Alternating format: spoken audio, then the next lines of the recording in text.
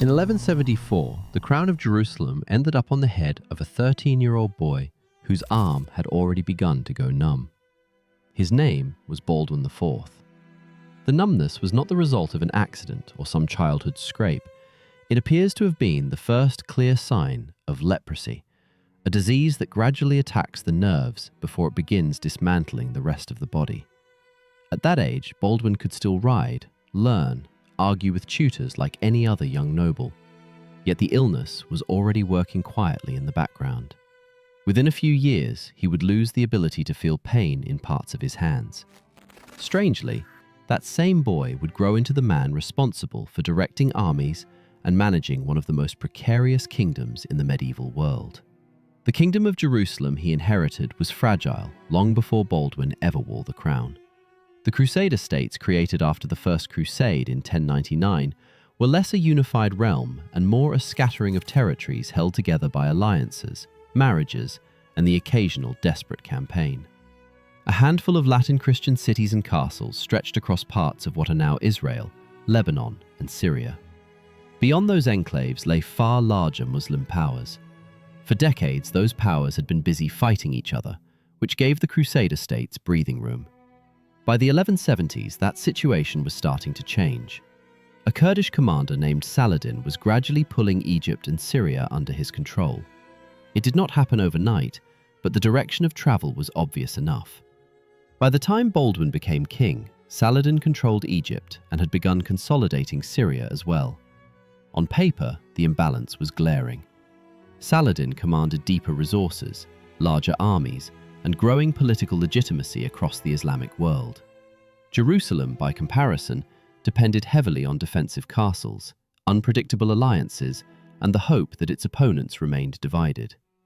Normally, a kingdom in that position would lean heavily on a seasoned ruler, someone capable of commanding troops personally, negotiating with rival nobles, and holding the political center together through sheer authority. Jerusalem instead had a teenager whose illness was already advancing. The first clear recognition of Baldwin's disease seems to have come during childhood lessons. His tutor, William of Tyre, later described an unsettling moment while watching the boys play rough games together. Children pinched, scratched, and twisted each other's arms the way boys tend to do. Baldwin, however, never reacted. No flinch, no complaint. At first, it must have looked like stubbornness or bravado. Then the pattern kept repeating. Physicians eventually confirmed the diagnosis: leprosy. In the medieval world, that word carried enormous weight. Lepers were frequently pushed to the margins of society. Some communities forced them to live in isolation. The disease was feared, misunderstood, and often interpreted through a religious lens. A king suffering from it sounded less like a medical issue and more like a political disaster waiting to unfold. Yet Baldwin did not withdraw into seclusion the way many would have expected. Accounts from the period suggest he continued riding with his forces even as the illness slowly damaged his hands and face. That insistence may have been partly practical. A crusader king who stayed behind palace walls risked losing authority quickly. Then, in 1177, events produced a moment that startled observers across the region. Saladin launched an invasion into the Kingdom of Jerusalem, with an army often estimated between 20 and 30,000 men. His forces moved north through the coastal plains, assuming resistance would be scattered and slow to gather. Baldwin, who was still only 16, managed to assemble a much smaller force. Around 500 knights, supported by several thousand infantry. Numbers like that usually signal a defensive retreat toward fortified cities. Instead, Baldwin made a decision that looks reckless on paper. He marched straight towards Saladin's army near a place called Montgisard, not far from modern Ramla. Timing played an important role.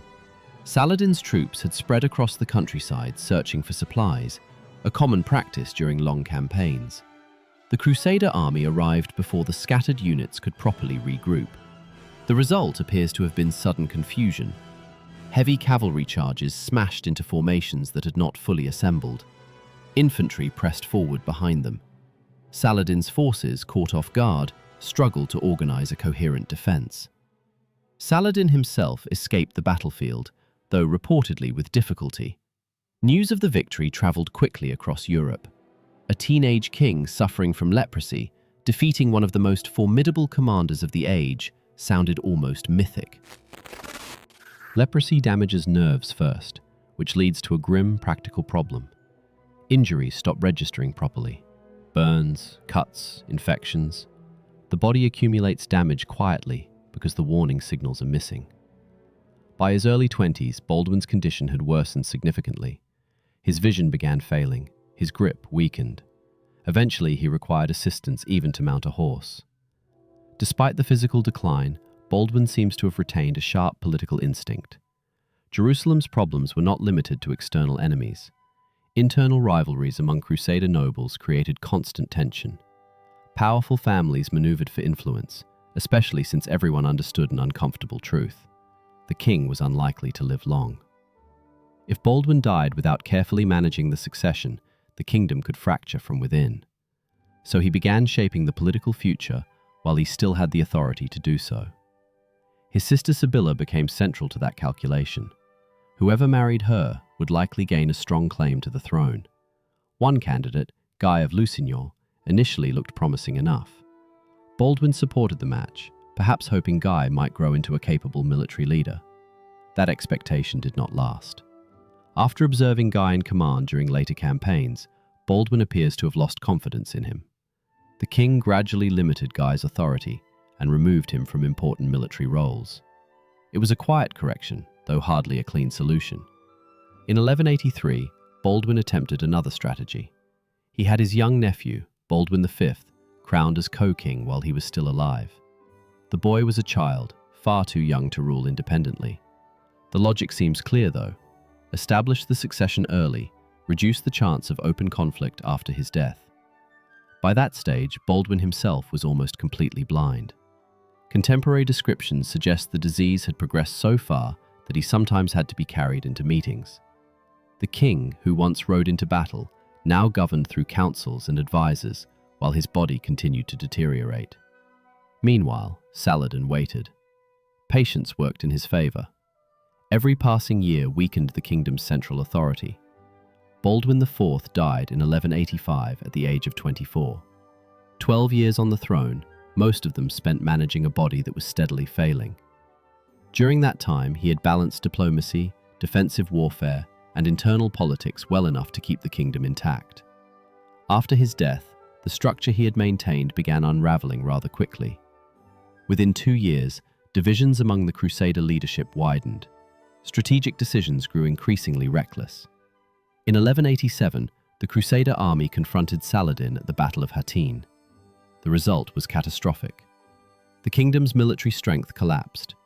Jerusalem itself surrendered a few months later. What continues to interest historians is the timing. Throughout Baldwin's reign, Saladin attacked repeatedly. The kingdom survived each time, sometimes narrowly, but it held.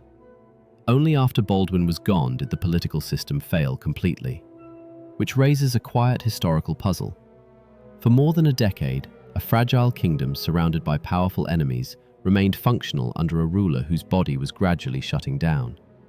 The moment that ruler disappeared, the balance he maintained vanished with him.